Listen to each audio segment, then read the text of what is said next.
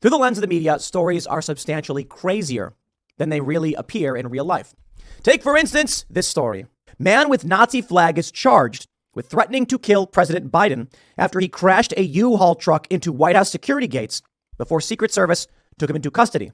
Now, if you tell someone that story, the way it's framed, in their mind, they're imagining some crazy guy waving a flag, slamming into the gates, being like, "Arr!"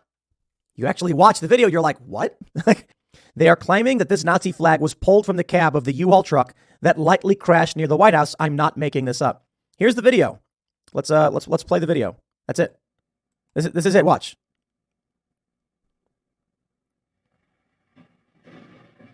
That's all that happened. There were no injuries to any Secret Service or White House personnel, and the cause and manner of the crash remain under investigation. Anthony Guglielmi, chief of communications for the Secret Service, wrote on Twitter. Now, here's my favorite part. You know, I got a decent memory, and I know who Anthony Guglielmi is. As soon as I saw this, I was like, wait, what? Wait, hold on. Anthony Guglielmi, chief of communications for the Secret Service. What's he doing talking about this? You know why? He's the Jussie Smollett guy. Yeah. I'm like, wait, what? And then I tweet that and people are like, you think it's a false flag? And I'm like, I didn't say that. I just pointed out that's the Jussie Smollett guy. So look at this story. 2019. Empire star Jussie Smollett attackers yelled, "This is MAGA country" during beating. Look how they reported this. And like nothing happened. I mean, well, we know this is a hoax. Take a look at this.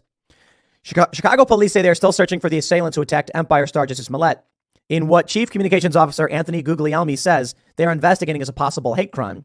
Wednesday evening, Guglielmi said police have established potential persons of interest in the assault. Now, look, I just thought maybe it's a different Guglielmi. And then I looked it up, and sure enough, the pictures all look like the same guy. So I'll just put it at that. I think it's absolutely hilarious. The spokesperson from the Jussie Smollett story is now the spokesperson talking about this crash at the White House. Now, I don't know if the U-Haul had anything in it. Apparently it didn't.